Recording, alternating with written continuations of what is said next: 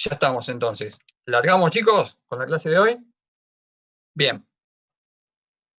Largamos. Vamos a buscar PowerPoint.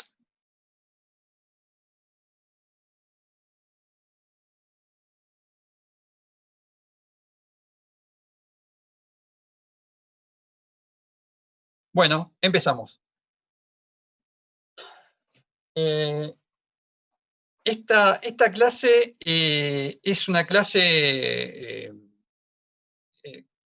que puede ser tan larga o tan corta como queramos. Porque cuando uno empieza a hablar del tema de engranajes, es uno de los temas, es uno de los temas clave que tiene esta materia, o sea, junto con fatiga, junto con árbol, junto con, bueno, varios temas que estuvimos viendo, es uno de los temas clave. ¿Sí? ¿Y por qué es un tema clave? Es un tema clave porque cuando uno, o sea, uno en la actualidad, cuando uno piensa en algo moderno, en algo que tenga que ver con, con, con lo fantástico de la tecnología, uno tiene que, eh, no sé, uno puede hablar del transbordador espacial, puede hablar del telescopio Hubble, puede hablar de todos los avances que hay en electromedicina, los avances que hay a nivel de computación. Que estemos haciendo esto ahora, esta clase que estamos haciendo ahora, era impensable hace 20 años. Y era impensable con los recursos que tenemos cada uno de nosotros. O sea, se podía pensar a nivel Estado, pero no a nivel particular. Eh, eh, con el tema de lo que es la modernidad, hace no muchos años atrás, no muchos años, la modernidad tenía que ver con mecanismos, con trenes de engrane, por ejemplo, ya que los mecanismos de trenes de engrane hoy se utilizan básicamente para transmitir potencia mecánica. O sea, el principal uso que tienen hoy los mecanismos de transmisión de potencia o de transmisión de movimiento por engranes es básicamente el transmitir potencia mecánica. Esto también, cuando uno transmite movimiento por engranes, o sea, uno puede generar movimientos como los que se generan en una máquina calculadora mecánica o en una computadora mecánica. De hecho, hasta bien avanzado el siglo XX, había máquinas sumadoras mecánicas, había máquinas, las primeras computadoras fueron electromecánicas, las computadoras de tiro de los buques de la Primera y de la Segunda Guerra Mundial eran mecánicas, y quizás uno de los computadores mecánicos más fantásticos de todos los tiempos, se hizo una película con esto, que más de uno lo habrá visto, que era el Código Enigma. Era la máquina para codificar mensajes que tenía Alemania en la Segunda Guerra Mundial. Y, y la modernidad tenía tanto que ver con los engranajes que hubo una película muy famosa de un artista maravilloso que es Charlie Chaplin, que se llamaba Tiempos Modernos, que después que pasen los exámenes y pueden verla, mírenla porque es un canto de la vida. En esa película, la modernidad tenía que ver con los engranes y con los engranajes. Entonces, ¿y por qué tenía que ver con la modernidad y con los engranajes? Porque en realidad la transmisión más o menos razonable de potencia con trenes de engranes, y se dio bastante avanzada en la revolución industrial. O sea, se empezó a dar en el siglo XIX y a principios del siglo XX. O sea, que era algo relativamente eh, moderno, relativamente nuevo, ¿sí? A principios del siglo XX. Entonces, O sea, y la idea de transmitir por engranajes no es nueva. Si ustedes ven estos dibujos eran de Leonardo, ¿no? O sea, y están escritos de derecha a izquierda, o sea, en esa escritura que nunca nadie pudo descifrar, ¿sí? Y este es otro tornillo sin fin de Leonardo, ¿sí? Y siempre hubo la idea de buscar la transmisión de movimiento, ¿sí? Entre ruedas dentadas, entre comillas, entre ruedas dentadas, ¿sí?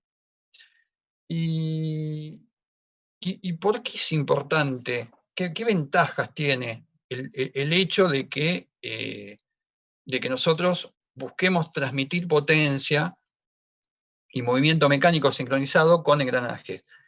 Y tiene, vamos a admitir a Nico, y tiene varias ventajas, tiene varias ventajas. Tiene la ventaja de que pueden, o sea, nosotros mediante engranes podemos transmitir grandes potencias. Las potencias que transmitimos, además, son potencias que son sincronizadas. ¿No? Los engranajes no resbalan entre sí, ¿sí? Hay muchos métodos de fabricación de engranajes. Nosotros vamos a ver algunos hoy, pero hay muchos métodos de fabricación. Están universalmente aceptados en todo el mundo y tienen la ventaja de que están altamente normalizados. Es decir, vamos a ver cómo se normalizan o cómo se estandarizan, y la estandarización tiene como ventaja, especialmente para nosotros que somos industriales, tiene la ventaja de que yo puedo reemplazar fácilmente partes. Es decir, yo tomando un sistema de dientes, de engranaje determinado, puedo intercambiar los engranajes de una manera sencilla y rápida, ¿sí? Y permiten obtener soluciones diversas a todo tipo de transmisión de rotación de movimiento con una condición básica que es mantener constante la relación de transmisión. Es decir, que no varíe la relación de velocidades entre los ejes. ¿Mm?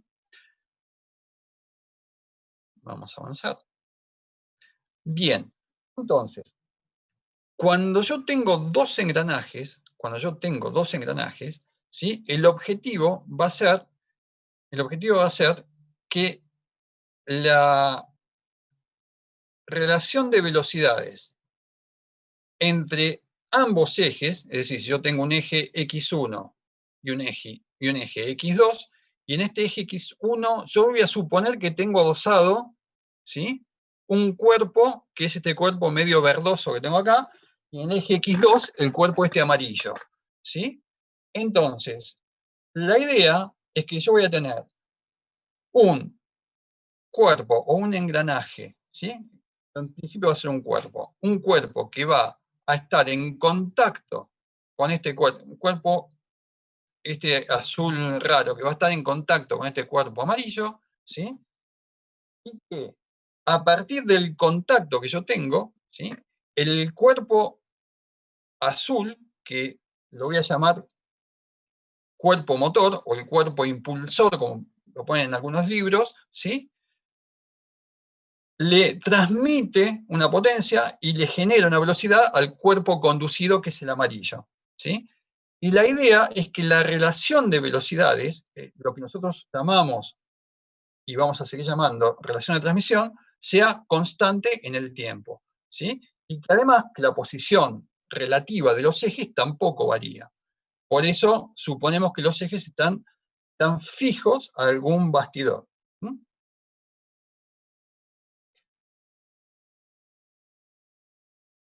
Cuando acá los puse más como si fueran ruedas de fricción, ¿sí? Entonces, cuando nosotros tenemos dos ejes y tenemos dos cuerpos adosados a esos ejes, ¿sí?, y los cuerpos, el cuerpo motor y el cuerpo conducido, ¿sí? Están en contacto de forma tal de que el cuerpo motor tiene una velocidad angular de entrada omega 1 y el cuerpo conducido va a tener una velocidad de salida omega 2, voy a tener que las superficies en contacto, ¿sí? Permanente entre ellos, se llaman superficies primitivas. Superficies primitivas. ¿Sí? Entonces, todos los engranajes que vamos a construir, los vamos a construir superponiendo o haciendo de forma tal que los elementos que vayan a entrar en contacto, ¿sí?, puedan suponerse como superficies primitivas que ruedan sin deslizar. Más allá de que yo sobre la superficie de estas superficies voy a colocar determinados dientes, ¿sí?, que van a cumplir unas relaciones determinadas que van a permitir que mediante el impulso de una superficie o por contacto de una superficie contra la otra, ¿sí?, al rotar esas superficies, ¿sí?, se genere un movimiento equivalente al de dos superficies, en este caso dos cilindros que ruedan entre ellos sin deslizar.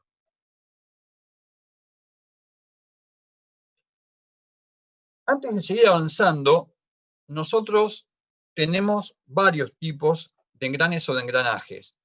Y la clasificación de estos engranes o engranajes lo vamos a hacer básicamente en función de cuál es la posición relativa que hay entre los ejes X1 y X2. ¿Sí?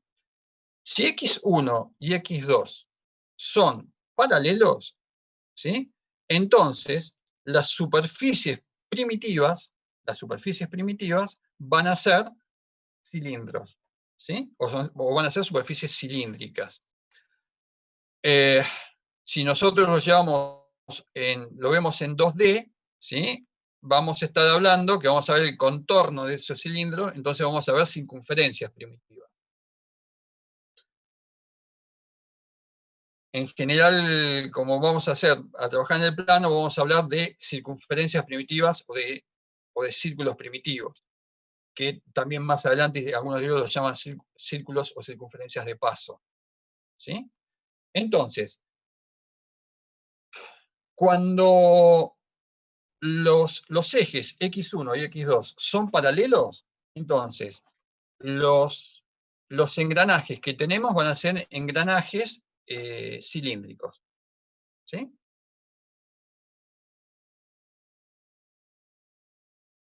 Entonces, y que sean cilíndricos, podemos tener cilíndricos de dos dientes que engranan en forma exterior, una corona con dientes interiores y un engranaje con dientes exteriores.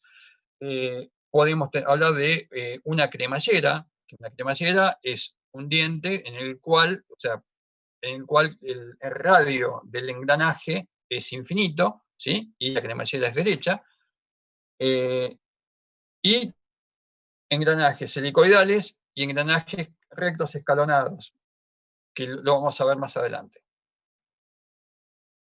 ¿Sí? Después, si los ejes son concurrentes, es decir, si los ejes concurren a un mismo punto, es decir, no son paralelos, entonces los engranajes que se generan van a ser cónicos. Y también hay rectos e helicoidales, en función de la forma del diente. Y si los ejes son alabeados, vamos a meter a Nicolás, si los ejes son alabeados, entonces, ¿sí?, las superficies primitivas tienen formas hiperbólicas. Lo mismo pasa con algunas superficies no circulares que son engranajes que se usaban, no se usan ya prácticamente, se usaban más que nada para determinadas aplicaciones computacionales.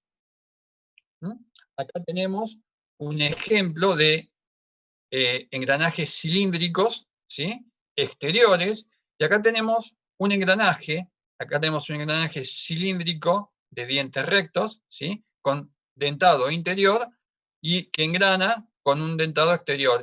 Este conjunto que está acá suele llamarse de piñón y corona. ¿Mm? Acá tenemos una cremallera que puede considerarse como un engranaje de radio, o sea, es el paso al límite infinito de un engranaje, ¿sí? Y acá tenemos engranes con dientes helicoidales. Acá tenemos engranajes cónicos, de dientes rectos y de dientes helicoidales, ¿sí? Y bueno, vamos a ver entonces qué forma vamos a darle a los dientes de nuestro engranaje, que esto fue algo que preocupó a varias generaciones de ingenieros. Vamos a ver qué forma le damos a los dientes para que puedan cumplir la relación de girar con una velocidad tal que permita que la relación de transmisión sea constante. ¿Mm? Vamos a suponer entonces, de vuelta, que tenemos nuestros dos cuerpos que giran, ¿sí? Un cuerpo motor, que es el amarillo, y un cuerpo conducido, que es el verde, ¿sí? Cuando el cuerpo motor va girando, entra en contacto, ¿sí? Su superficie con la superficie del cuerpo conducido, con el cuerpo verde. Y entra en contacto en el punto C. Vamos a poner un punterito. Acá está. Entra en contacto acá, en el punto C. ¿Sí? En la medida que este cuerpo sigue avanzando, ¿sí? Este punto C se va deslizando, ¿sí? Hasta que, o sea, y hay algo que es característico en la ley del engrane, o sea, en los cuerpos que engranan, es que en el punto de contacto, o sea, tenemos una tangente, ¿sí? O sea, el contacto o sea, se produce en un solo punto y es tangente, o sea, las superficies son continuas, ¿sí? No tenemos discontinuidades, ¿sí? Y lo otro que vamos a tener es que en este punto C de contacto, ¿sí? Si yo trazo una normal,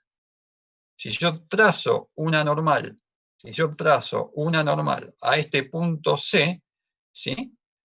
Veo que esta normal al punto C en la zona de contacto, que es la recta AB, yo tengo que esta normal, ¿sí? Va a cruzar o va a cortar la línea que une los centros de ambos perfiles, ¿sí? En un punto P. En la medida que el cuerpo amarillo sigue avanzando, este punto C se sigue desplazando, pero la normal pasa siempre por el punto P. Este punto P que tengo acá definido, lo voy a llamar punto primitivo. En algunos libros lo ponen como punto de paso, ¿sí? Pero nosotros habitualmente lo llamamos punto primitivo. Punto primitivo P. Y nosotros tenemos que una de las condiciones para que se genere el engrane es que se cumpla justamente esta condición. Y lo que vamos a ver también es que la relación de velocidades angulares, omega 1, omega 2 sobre omega 1, va a ser inversamente proporcional a las distancias al punto P. Es decir, que omega 2 sobre omega 1 va a ser igual a la distancia O1P sobre la distancia P O1. Y tenemos además que este punto P, definido de esta forma, me genera dos radios, un radio A o un radio R1 y un radio B o R2, que se denominan radios primitivos o radios de paso de cada una de las superficies, las superficies que se generaron, ¿sí?, como lugar geométrico de todo, o sea, como lugar geométrico, ¿sí?, de la distancia al punto primitivo.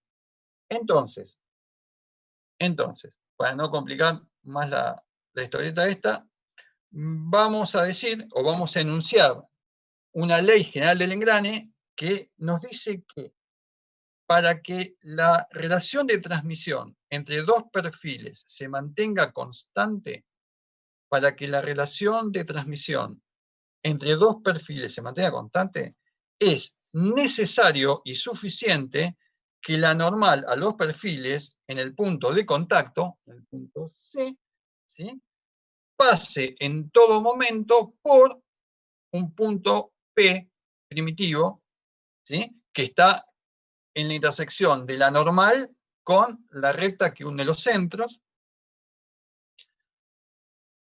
Y nos dice además que, esto ya fuera de la ley de engrane, pero deriva de la ley de engrane, nos dice además que todos los perfiles que cumplen esta condición se denominan perfiles conjugados. O las superficies, o sea, acá son, el perfil conjugado sería dos circunferencias. Si yo lo tomo como cuerpo, serían cilindros, ¿sí? Pero estamos en el plano, así que vamos a hablar de circunferencia. Entonces, los perfiles que cumplen con esta condición se llaman perfiles conjugados. Fantástico. Entonces, yo tengo que, para que los perfiles, y esto es lo que me dice la ley de engrane, me dice, vos podés tener dientes que tengan un perfil, o sea, dientes que tengan perfiles conjugados, y cuando los dientes tienen perfiles conjugados, vos te garantizás que la relación de transmisión va a ser constante en el tiempo. Genial.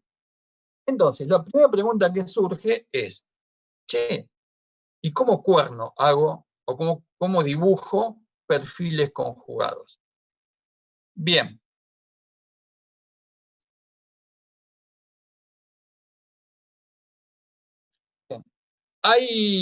Afortunadamente tenemos infinidad de familias de perfiles conjugados. Es decir, hay un montón de formas de trazar curvas conjugadas, es decir, curvas que cuando entren en contacto van a hacer girar a mi cuerpo, es decir, al engranaje, o sea, de forma tal de mantener constante la relación de transmisión. Hay varias familias, o sea, de todas las familias hay dos que históricamente se usaron, que son las curvas cíclicas y las curvas evolventes. Dentro de las curvas cíclicas tenemos las cicloides, las epicicloides y las hipocicloides. Que ahora vamos a ver cómo se generan. Y dentro de las evolventes tenemos la involuta a círculo a partir de un círculo base, que es la curva clásica con la cual se hacen ruedas dentadas en la actualidad.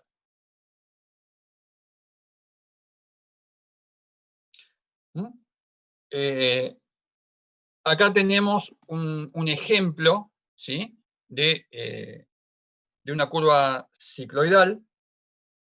Esto es un ejemplo de una curva epicicloidal, pues gira por afuera. Si esta rueda se llama ruleta, ¿sí?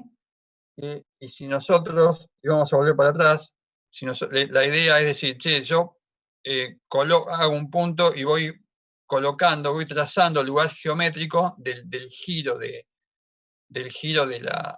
este punto a través a medida que va rodando, ¿sí? La rueda o la circunferencia que rueda se denomina ruleta, ¿sí? Y la curva, en este caso una curva cicloidal, o en este caso una curva epicicloidal, ¿sí? Se va generando por el punto P, ¿sí? Que está fijo en la ruleta. Si la ruleta estuviera en el interior del círculo, se llamaría hipocicloidal, o sea que está dentro de la ruleta. Pero esto es a nivel, más que nada a nivel informativo, no vamos a gastar mucho tiempo con las curvas cicloidales. Las curvas cicloidales se usaron durante mucho tiempo en la fabricación de engranajes, pero ya han dejado de hacerlo por cuestiones que vamos a ver dentro de un ratito. ¿Sí?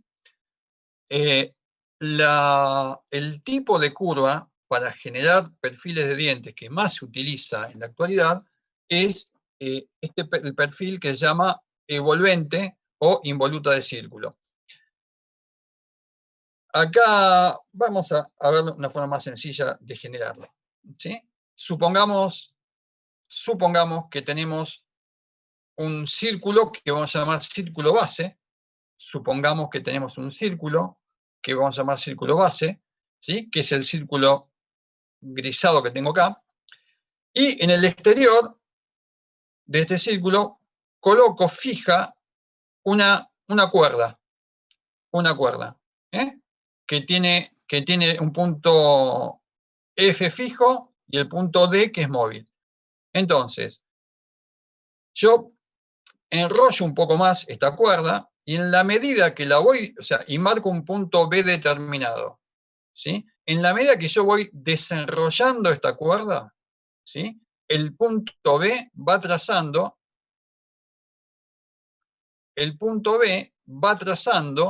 un perfil. El punto B va trazando un perfil. Este perfil, la forma de este perfil que va trazando, ¿sí? Es un perfil que se llama perfil de evolvente, ¿sí? Y estos perfiles de evolvente varias, varias propiedades, ¿sí? Cuando cuando dos cuerpos, ¿sí? Con perfiles de envolvente, ¿sí? Van, o sea, y fijos a un punto, están en contacto, ¿sí? Impulsando uno al otro, ¿sí? Los cuerpos que van impulsando, cumplen con la ley del engrane, es decir, tienen una relación de transmisión constante, es decir, una relación de velocidades angulares constante. Entonces, ¿cuál va a ser el chiste y cuál va a ser la historieta de armar engranajes? La idea de armar engranajes va a ser tener dos ruedas dentadas, ¿sí? cuyos perfiles tengan, o sea, sean perfiles conjugados, en general hechos con perfiles de evolvente de círculo, y de modo tal de que en todo momento haya por lo menos un diente que esté impulsando a un diente del otro engranaje, ¿sí? Entonces, si pasa esto, cuando los dos engranajes ¿sí? estén engranando, es decir, estén las ruedas, ¿sí? siendo impulsadas por el contacto de un diente, de por lo menos un diente contra el otro, ¿sí? Y si yo mantengo esa constancia, es decir, que en todo momento, hay por lo menos dos dientes que están engranando, ¿sí? Uno que está por lo menos engranando y otro, y cuando termina ese, empieza el otro, ¿sí? Ahí voy a conseguir que las dos ruedas dentadas que yo tengo, con los dientes construidos con perfiles como este que está acá, ¿sí? puedan, puedan, puedan engranar cumpliendo la ley del engrane. Puedan engranar cumpliendo la ley del engrane. ¿Mm? Bien.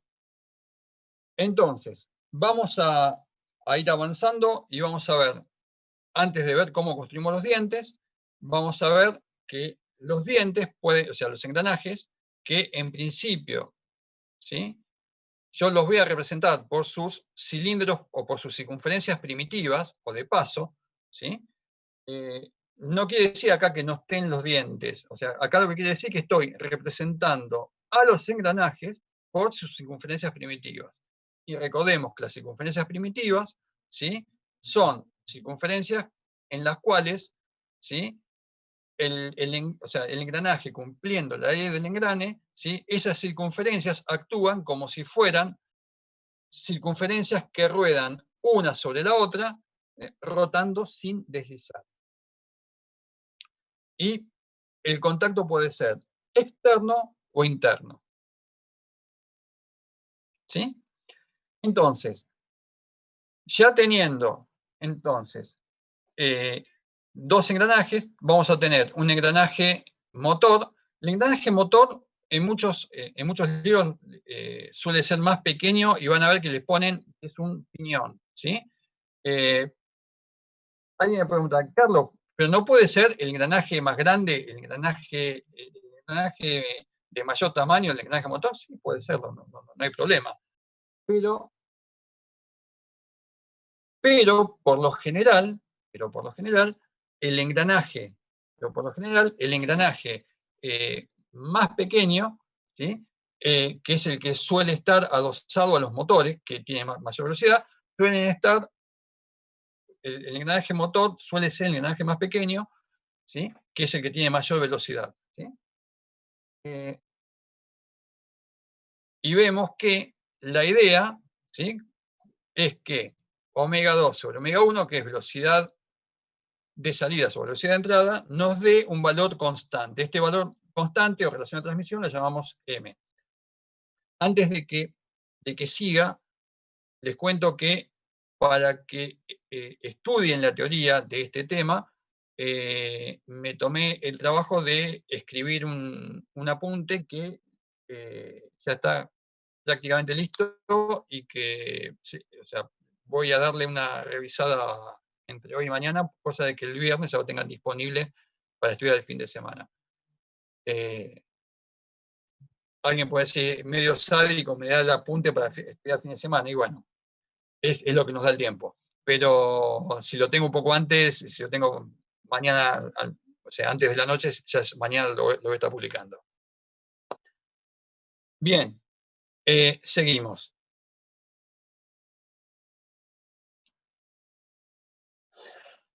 Bien, ahora bien, tenemos que nuestros engranajes van a tener una determinada cantidad de dientes.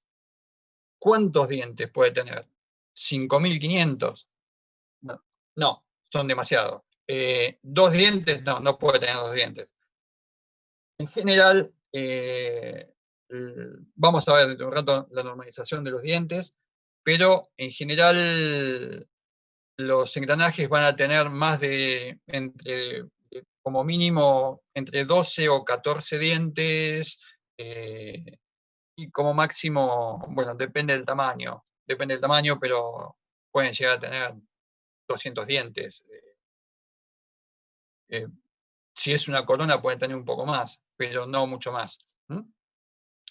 Entonces, vamos a empezar a ponerle nombres a los dientes y a las cosas que tenemos. ¿Sí? Entonces, una vez que tenemos los dientes tallados, que en un rato vamos a ver cómo se tallan, ¿sí? Yo voy a tener marcado, ¿sí? En un momento, o sea, por esta línea que está acá, ¿sí? ¿Cuál es mi circunferencia primitiva? Que acá está marcada como circunferencia de paso. Que acá está marcada como circunferencia de paso.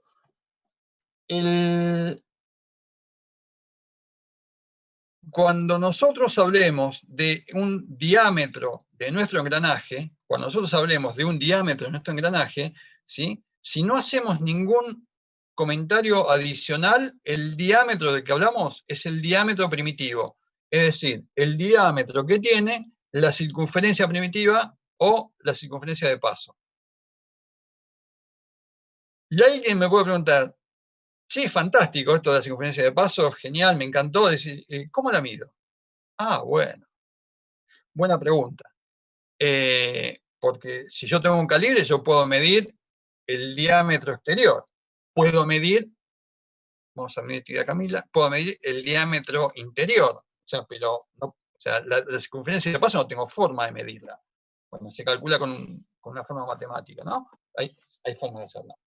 Entonces, como no es fácil medir la circunferencia de paso, en principio no lo puedo medir con un calibre, no lo puedo medir con un pie metálico. Un pie metálico. ¿Saben lo que es un pie metálico, no? Un pie metálico es una regla de metal que mide 30 centímetros. O un pie, en medidas inglesas. Entonces,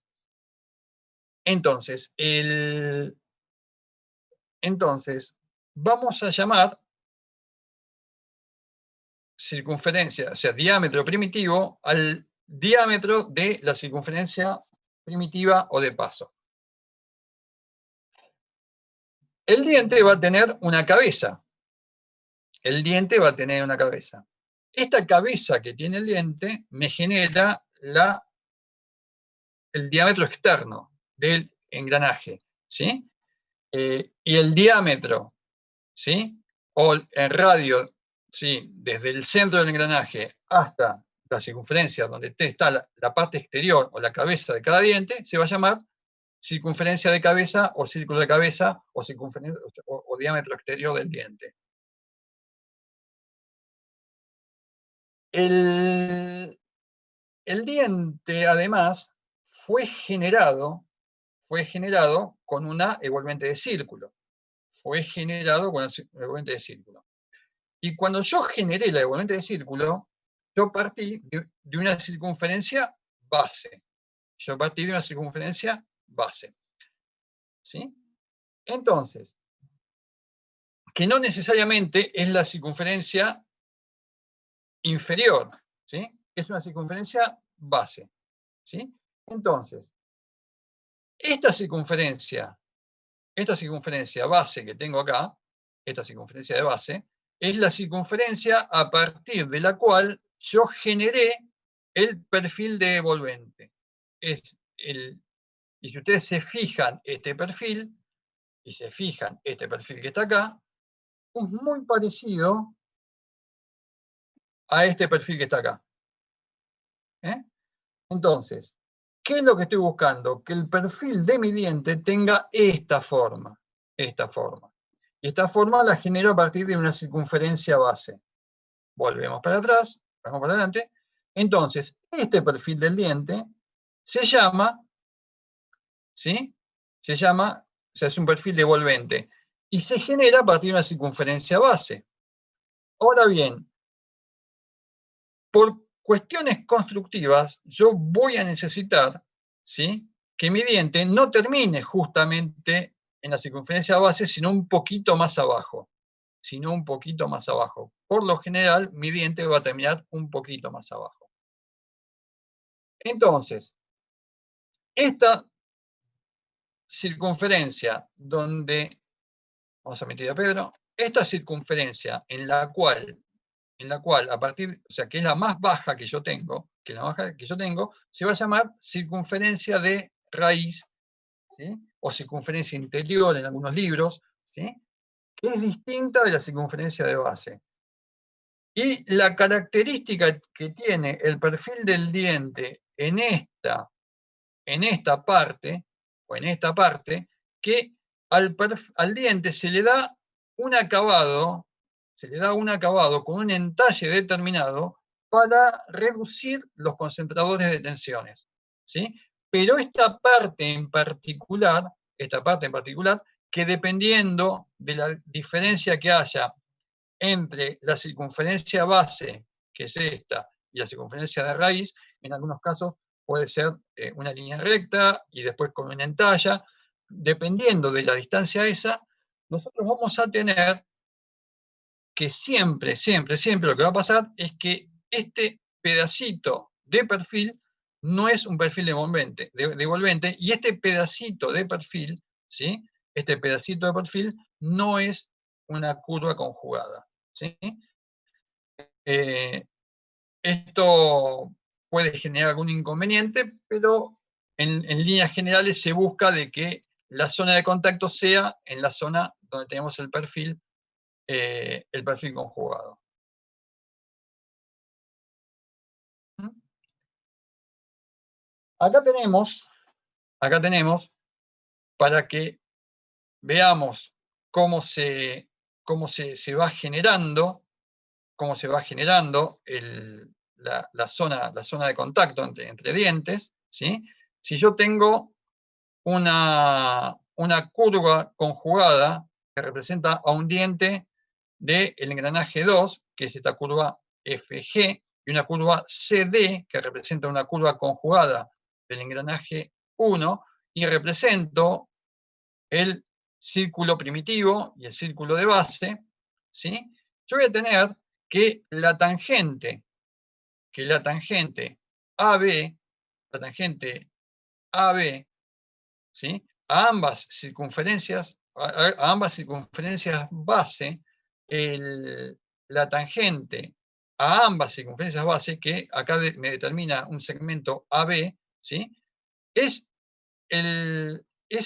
este segmento AB, que también suele llamarse segmento de contacto, ¿sí? Es el segmento que es generado por el lugar geométrico de todos los puntos de contacto, es el lugar geométrico de todos los puntos de contacto entre el perfil conjugado FGE que tengo acá con el perfil conjugado CD que corresponde al engranaje 1. Entonces, el contacto empezó en el punto A, ¿sí? Y en cada punto, la normal a la tangente del punto de contacto siempre pasa por este punto que es el punto primitivo, ¿sí?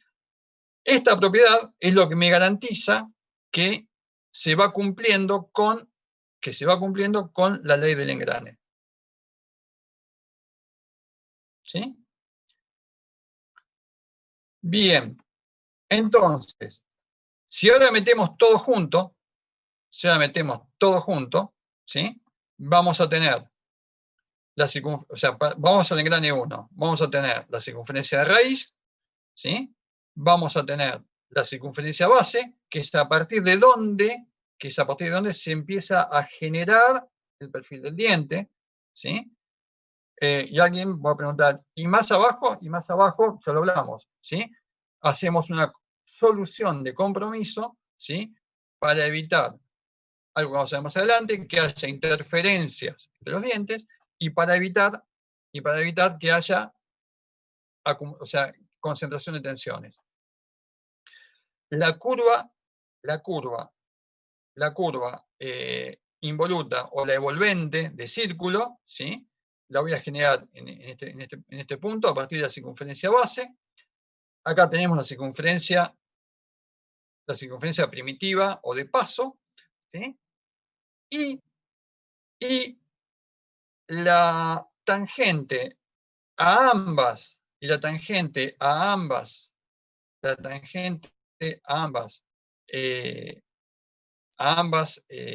circunferencias de base, genera con la recta tangente que pasa, a las circunferencias primitivas que pasan por el punto P, generan un ángulo φ, que está acá.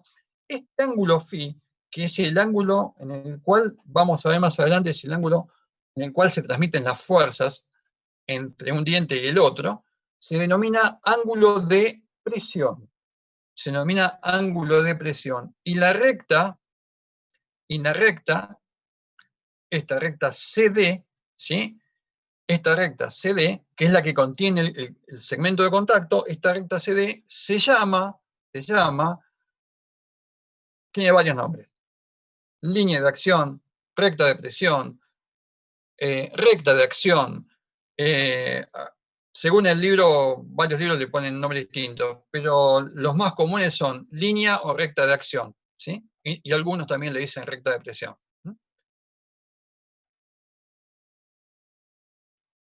Y acá tenemos el ángulo phi, que es el ángulo, ¿sí? Que es el ángulo que me va a generar, ¿sí?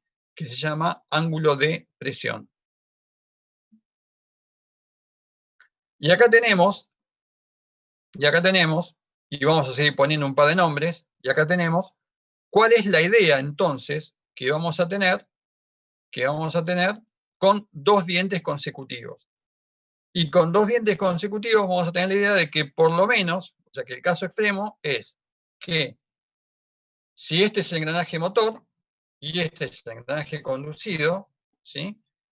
Entonces, cuando un engranaje, ¿sí? Cuando un engranaje empieza a hacer contacto en este punto, en el punto A, ¿sí? Voy a tener que en el diente siguiente, por lo menos, voy a estar que este diente ya estuvo en esta posición y se arrastró hasta este lado y desplazó el punto de contacto desde acá arriba, donde queda el punto A, hasta aquí abajo, que es el punto B. ¿Sí? Y cuando está saliendo, justo empieza a hacer contacto con el diente siguiente. ¿Sí? Esto me genera varias magnitudes, o sea, me va a generar un ángulo de ataque, un ángulo de salida, y un ángulo de ataque y un ángulo de salida, que van a ser distintos en las dos ruedas dentadas. ¿Cuál va a ser el único caso en que los ángulos de ataque sean iguales y de salida sean iguales en la rueda motora y en la rueda conducida? Cuando los diámetros primitivos sean iguales.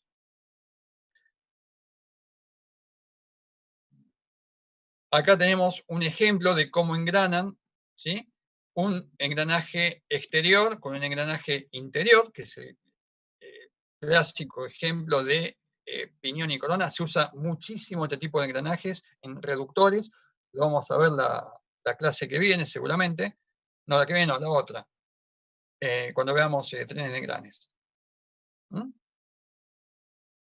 Y alguien me puede decir, bueno, Carlos, ¿y cuántos dientes están en contacto? ¿Cuántos dientes? ¿O cómo puedo hacer para calcular, ¿sí? ¿Cuántos dientes están en contacto? ¿Cuántos dientes están en contacto? Cuando nosotros engranamos. Bueno, hay una relación de contacto, en la cual geométricamente uno puede medir, ¿sí? La sumatoria del arco, uno puede medir la sumatoria del arco de ataque con el arco de salida, lo divide por el paso, ¿sí? El paso es una magnitud que me mide la cantidad de dientes, la cantidad de dientes por, o sea, por diámetro de circunferencia, ¿sí? O, para hacerlo más sencillo, se mide o sea, la línea AB, ¿sí? Se mide la línea, o sea, la distancia AB por B por el coseno de phi, que es la fórmula trigonométrica para determinar ese valor. Siempre se recomienda que este valor, bueno, el valor mínimo de esto tiene que ser 1, ¿sí? Y siempre se recomienda que tenga, que sea de por lo menos de 1.2 o de 1.4. Bien. ¿Y qué va a pasar? ¿Qué va a pasar cuando yo tenga que la circunferencia de raíz, ¿sí? ¿Sí? Es notoriamente más, o sea, es muy notoria con respecto, ¿sí? A la circunferencia de base, ¿sí? Es muy notoria con respecto a la circunferencia de base. Entonces, cuando pasa esto, ¿sí? Nosotros vamos a ver que va a haber una interferencia, es decir, va a haber, o sea, los dientes o sea, con un perfil devolvente, que es esta parte que está acá, esta parte que está acá, ¿sí? Van a tener una interferencia determinada. Entonces, para evitar este tipo de inconvenientes, hay que hacer varios mecanismos que no vamos a ponerle demasiado énfasis a esta clase, pero hay varias formas de mecanizado para ir evitando este tipo de interferencia. Una de las formas más comunes es haciendo una corrección en el maquinado de los dientes.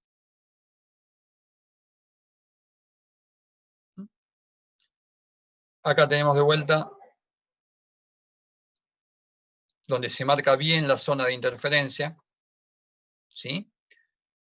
Para lo cual, permiso.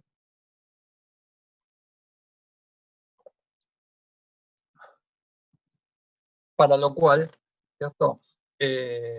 Se toman y se hacen maquinados especiales para evitar este tipo de interferencia.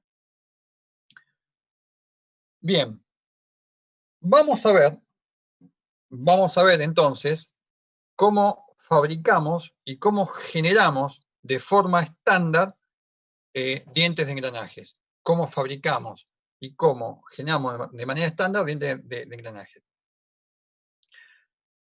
Para que dos ruedas dentadas con perfil de devolvente sean intercambiables entre sí, es decir, que puedan engranar entre sí, tiene que cumplirse las condiciones básicas. Lo primero que tiene que pasar es que tienen que tener el mismo módulo o el mismo paso circular. ¿Y qué es el módulo y qué es el paso circular? El módulo. El módulo es el diámetro primitivo, el módulo es el diámetro primitivo dividido la cantidad de dientes. El módulo es el diámetro primitivo dividido la cantidad de dientes. ¿Sí? Habitualmente, según las normas que usan el sistema métrico decimal, se usa la magnitud módulo. ¿Sí? En las magnitudes, los sistemas métricos que usan las unidades inglesas utilizan el paso, que es lo mismo que el paso circular, que es y la relación que hay entre el paso circular y el módulo es que el módulo es el paso circular dividido pi. Nosotros en líneas generales vamos a usar el módulo, más allá de que vamos a nombrar el paso y que vamos a nombrar las normas inglesas porque la mitad del mundo las usa, así que las tenemos que conocer, pero nosotros en general nos vamos a manejar con normas del sistema internacional. El otro tema que tiene que pasar para que dos ruedas dentadas sean intercambiables es que el ángulo de presión que tienen los dientes tienen que ser el mismo. Yo no puedo tener un engranaje un engranaje con un ángulo de presión de 20 grados funcionando con otro de 25. Hay engranajes de 25 grados, hay engranajes de 20. Antiguamente también se usaban engranajes de 14,5 grados. Pero en general, hoy el ángulo de presión clásico es un ángulo de presión de 20 grados. En algunos casos especiales, especialmente cuando tenemos muy poquitos dientes, se puede usar un ángulo de presión más grande. ¿Sí? Un ángulo de presión más grande me permite generar engranajes con menor cantidad de dientes. Es decir, yo tengo que hacer un engranaje de 12 dientes, seguramente lo voy a hacer con dientes de 25 grados de ángulo de presión. Y vamos a decir además que el adendum y el dedendum sean normalizados y que la anchura del hueco sea igual al espesor del diente y la anchura se mide sobre el diámetro primitivo. ¿Y qué es el adendum y qué es el dedendum? ¿Qué es el adendum y qué es el dedendum? Y acá les puse una tablita. ¿Sí? Entonces, Volvamos a la definición de módulo. ¿Qué es el módulo entonces? Entonces, el módulo es el diámetro primitivo dividido la cantidad de dientes, ¿sí? Es D dividido Z. D dividido Z, ¿sí? Eso es el diámetro, es el módulo, ¿sí? Es decir, me da una idea de la cantidad de dientes que tiene, ¿sí? Un engranaje por el tamaño que tiene. Entonces, vamos a llamar adendum, ¿sí? Se llama adendum a la distancia que va, de la circunferencia primitiva a la circunferencia de cabeza. De la circunferencia primitiva a la circunferencia de cabeza. Según las normas,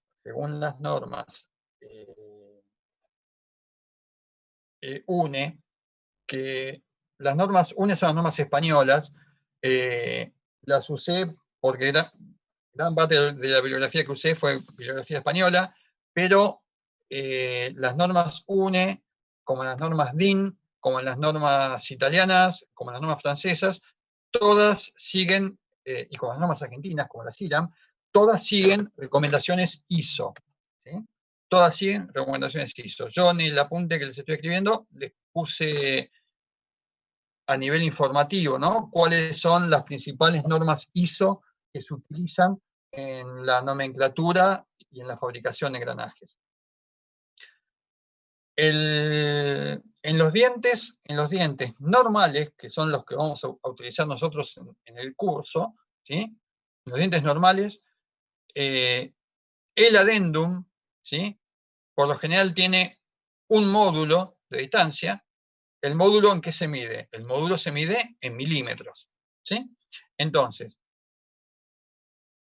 el adendum tiene un módulo de distancia, ¿sí? Y el dedendum, que es la distancia desde la circunferencia primitiva a la circunferencia de raíz, de la circunferencia primitiva a la circunferencia de raíz, el dedendum es un poco mayor, habitualmente en los dientes normalizados es un 1.25 de módulo. 1.25 de módulo. Y la holgura, que es la distancia de la circunferencia de base a la base de la raíz, es de 0.25 módulos.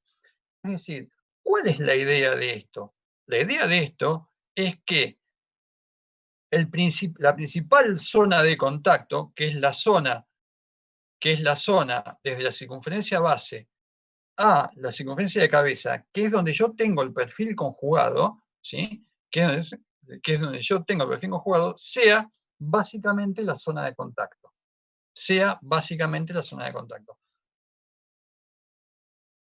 El otro tema es que, según las normas UNE, uno cuando ve la dimensión del módulo, uno puede decir, el módulo es diámetro dividido cantidad de dientes. En líneas generales, diámetro dividido cantidad de dientes puede tener cualquier magnitud. Puede tener 3,2772, 5,325, puede ser cualquier número. Ahora bien, las normas UNE establecen tres series, ¿sí? De módulos, ¿sí? Serie 1, serie 2 y serie 3, con estos módulos que en líneas generales va a generar una cantidad finita de módulos que yo puedo elegir. Es decir, que yo no voy a elegir alegremente cualquier módulo. Y además, en función de recomendaciones de las normas ISO, ¿sí? Me están diciendo que los módulos, voy a tener tres series que se recomienda utilizar los módulos de la serie 1. Siempre que se pueda utilizar los módulos de la serie 1. Y tratar de no utilizar los de la serie 2 y la serie 3. Y mucho menos módulos que no estén en ninguna de las tres series. ¿Por qué ¿Y por qué se hace esto, esta disquisición?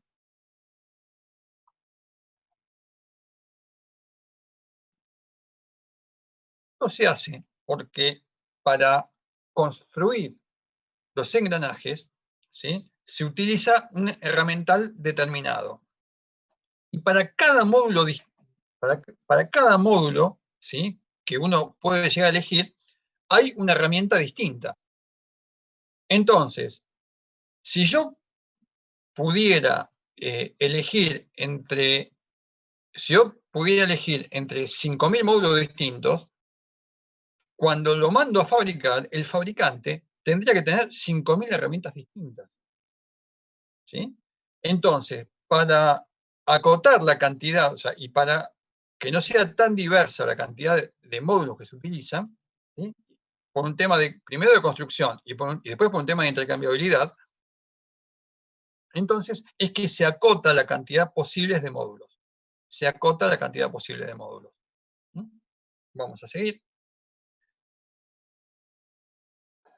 Acá tenemos esta formulita que puse acá, es una forma de relacionar el módulo con las dimensiones del engranaje y con la velocidad de giro de los mismos, ¿sí? Esta formulita que tenemos acá suele ser muy útil en resolución de problemas, por eso se la puse en el PowerPoint este, en el cual ustedes fíjense que la cantidad, en función de la definición de módulo, la cantidad de dientes de los engranajes, ¿sí?, motor y conducido, ¿sí?, son proporcionales, ¿sí?, a los radios, son proporcionales a los radios de los engranajes. Lo cual es lógico y sale de la definición de módulo, ¿sí? Y además sale del hecho de que cuando yo hago la relación de transmisión, como una de las condiciones para que dos engranajes puedan engranar y que tengan el mismo módulo, ¿sí?, es una forma de la cual yo puedo simplificar en esta ecuación, ¿sí?, cosa de determinar que la relación de transmisión, ¿sí?, la relación de transmisión va a ser igual a la velocidad de salida sobre la velocidad de entrada o al radio de inverso, ¿sí?, al radio de entrada sobre el radio de salida, sobre, o que va a ser lo mismo, a la cantidad de dientes del engranaje, que va a ser igual a la cantidad de dientes del engranaje de entrada sobre el engranaje de salida.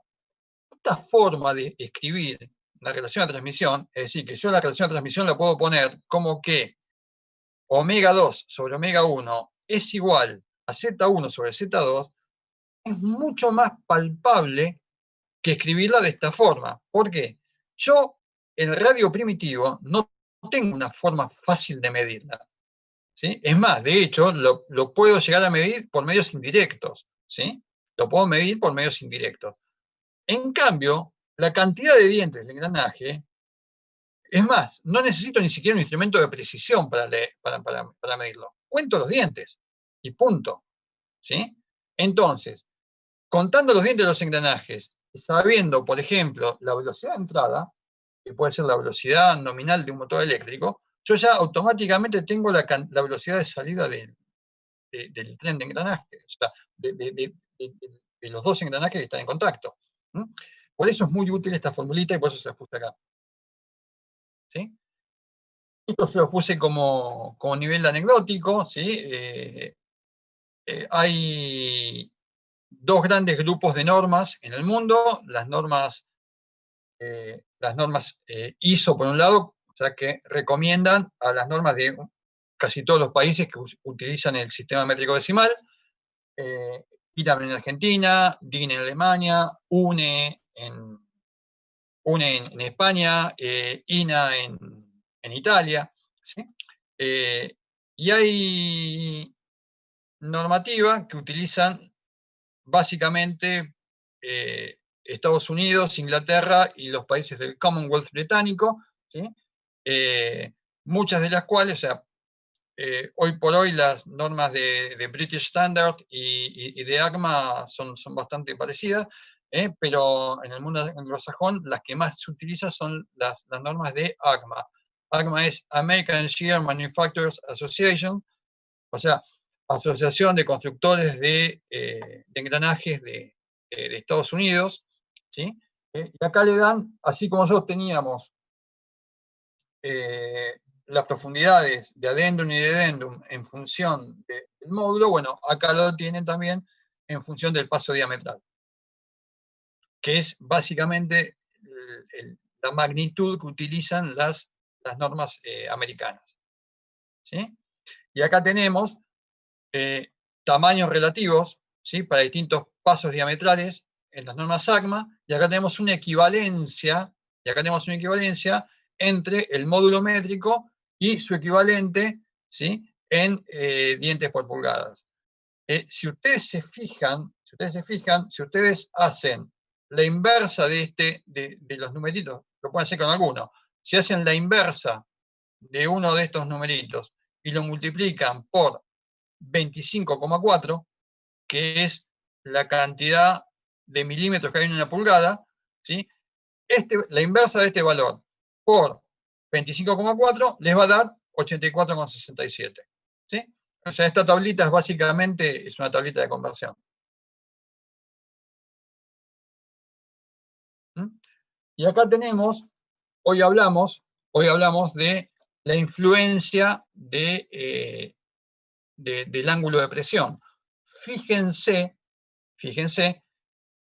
cómo influye el ángulo de presión no solamente en el perfil del diente, o sea, cuanto mayor ángulo de presión, el diente tiene un perfil más inclinado, sino que además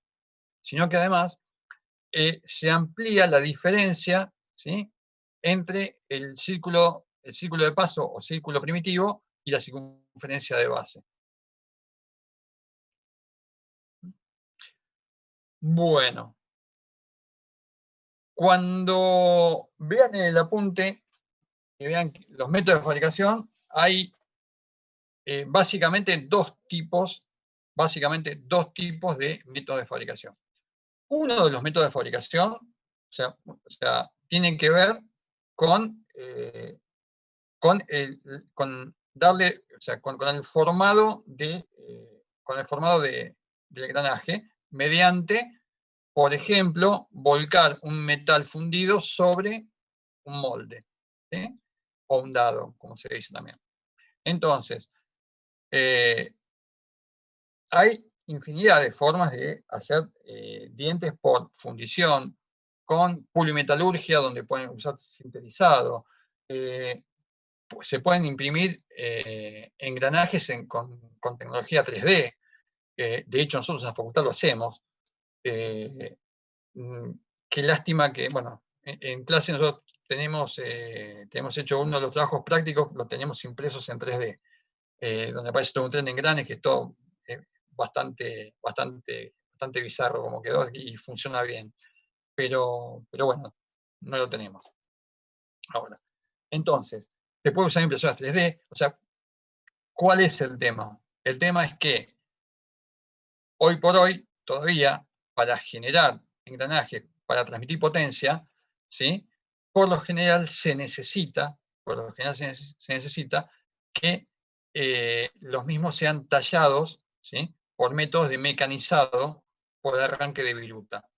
Es decir, vamos a tomar un cilindro original, y ese cilindro, lo que vamos a hacer, de alguna forma, vamos a arreglárnosla para tallarle todos los huecos de los dientes.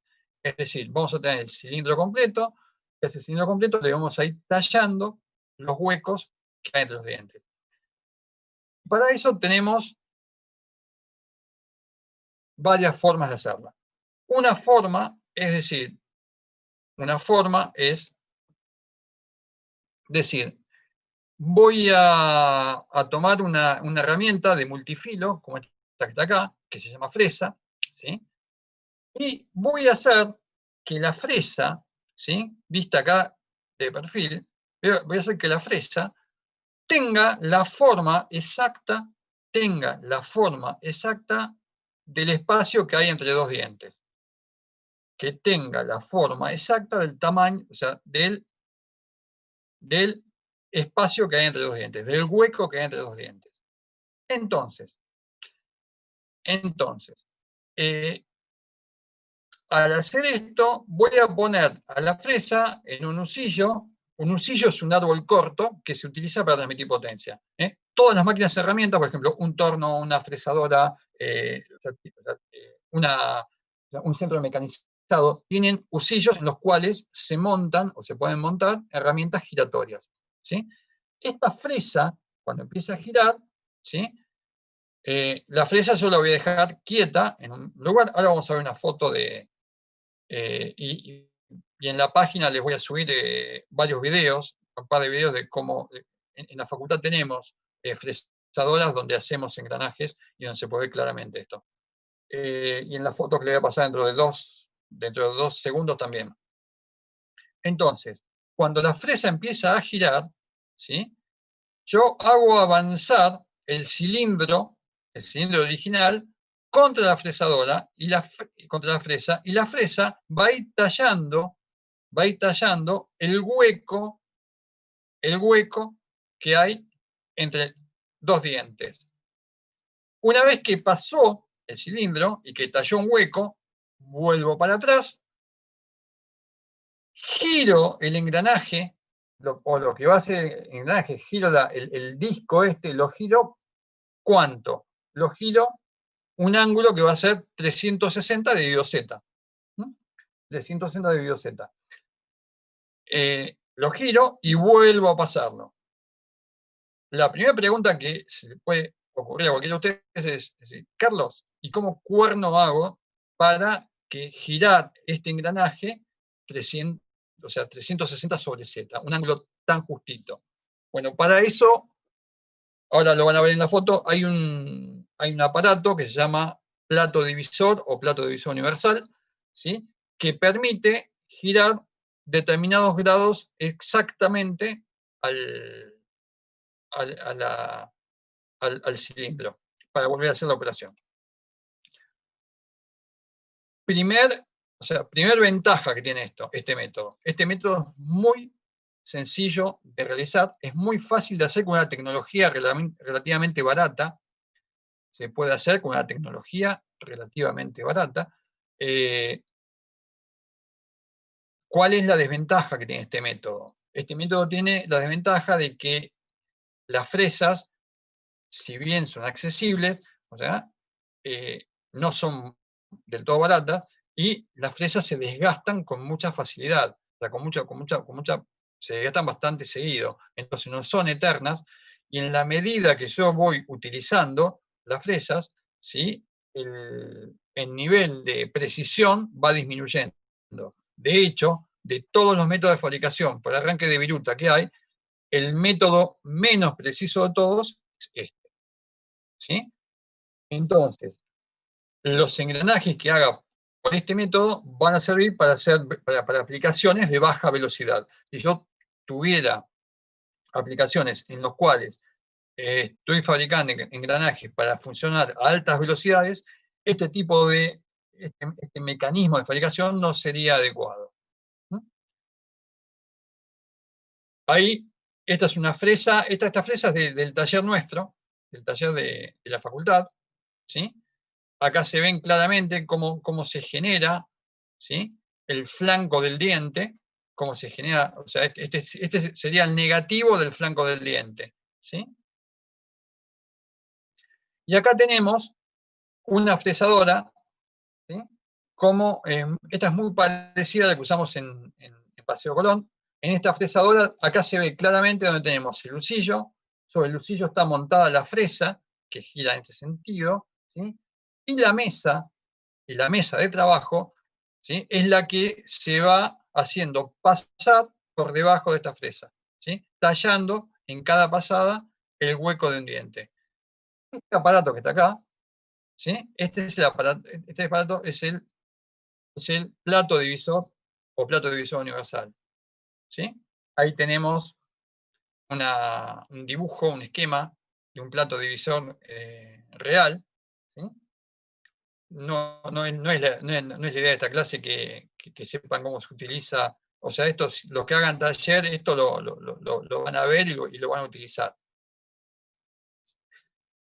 Bien. ¿Qué apareció acá? Apareció una cremallera y apareció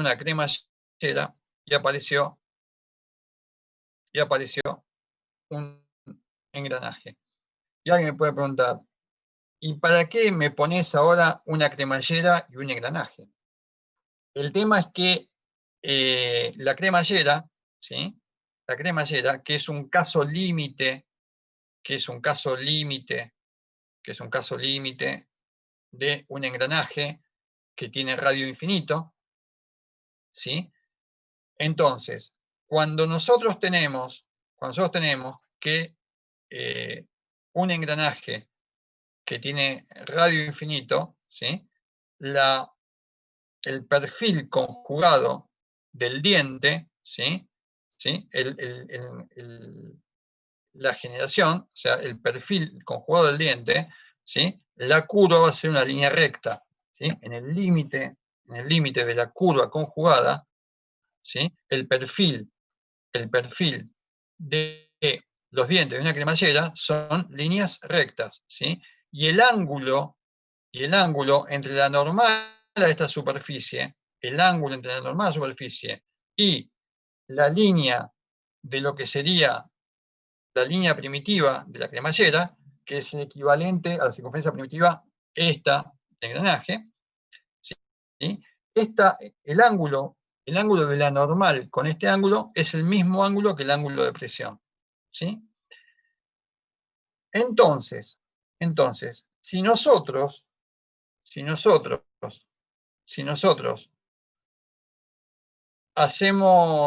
pudiéramos hacer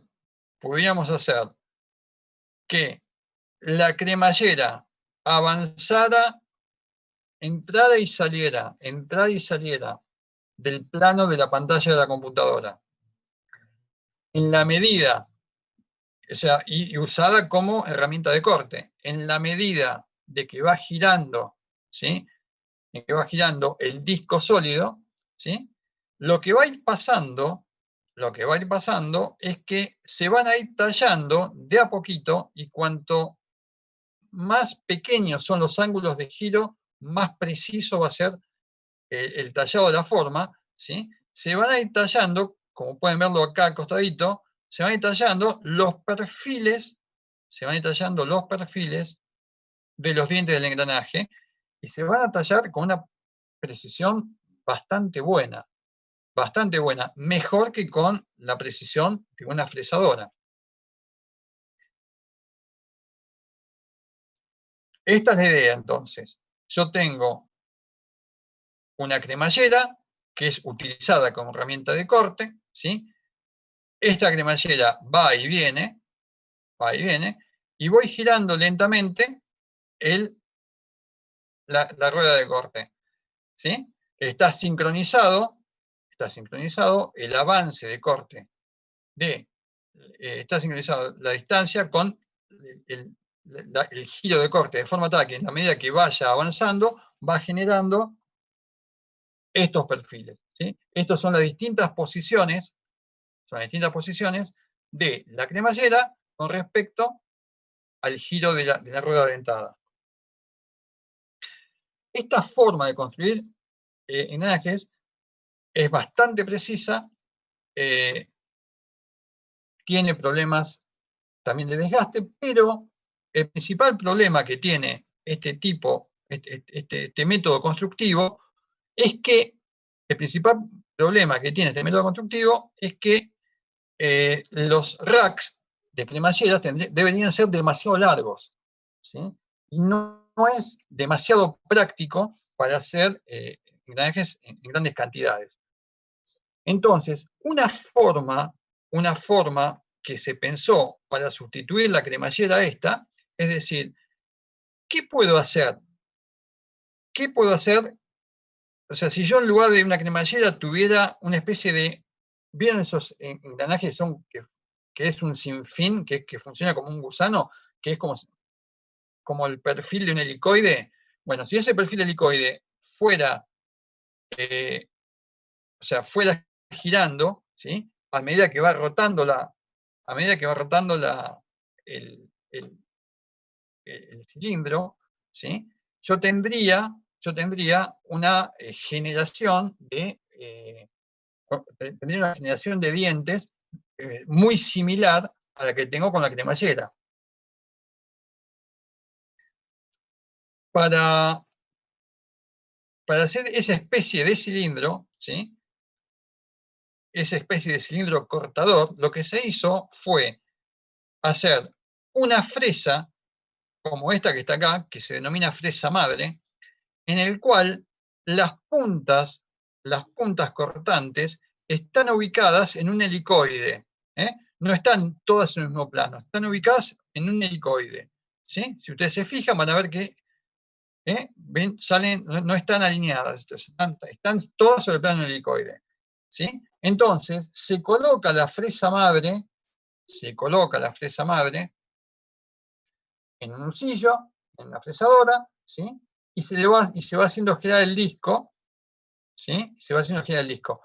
Esta forma de generar engranajes, que es con fresa madre, es la forma, y las máquinas que hacen este tipo de generación son las máquinas que generan de forma más precisa los engranajes por el mecanismo de arranque de viruta. Es un método que no es el más barato, pero es el de mayor precisión. Y cuando necesitan trabajar con engranajes a altas velocidades, el método recomendado de fabricación es este método, el método con fresa madre.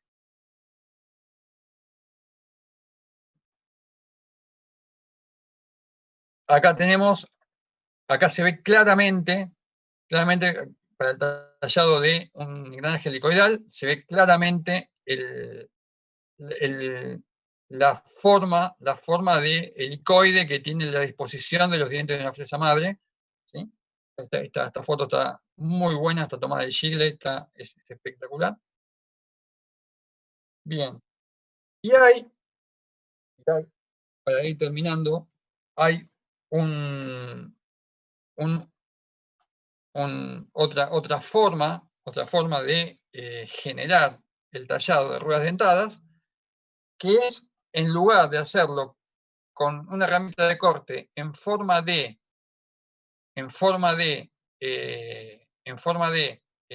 cremallera, sino hacerlo directamente con forma de piñón, como si fuera un piñón de corte. Entonces, de esta forma, soluciono el problema de la longitud de la cremallera. La desventaja que tiene esta forma es que, como el piñón tiene una dimensión acotada, ¿sí? El nivel de desgaste suele ser importante. Pero es una forma muy, muy precisa y es una forma quizás intermedia entre la generación por fresa madre y la generación por fresadora.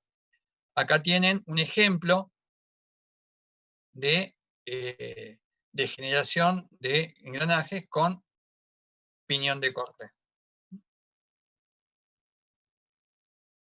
Bien. Esto es básicamente lo que yo quería contarles esta noche. Así que quedo entonces, entre mañana y el sábado más tardar, mandarles el apunte. El apunte ya está terminado, o sea, quiero pegarle una revisada nada más. Y seguramente mañana o el viernes más tarde va a estar subido. Y les voy a mandar un mail avisándoles, obviamente. Así que, bueno, esa es la historieta, chicos. Y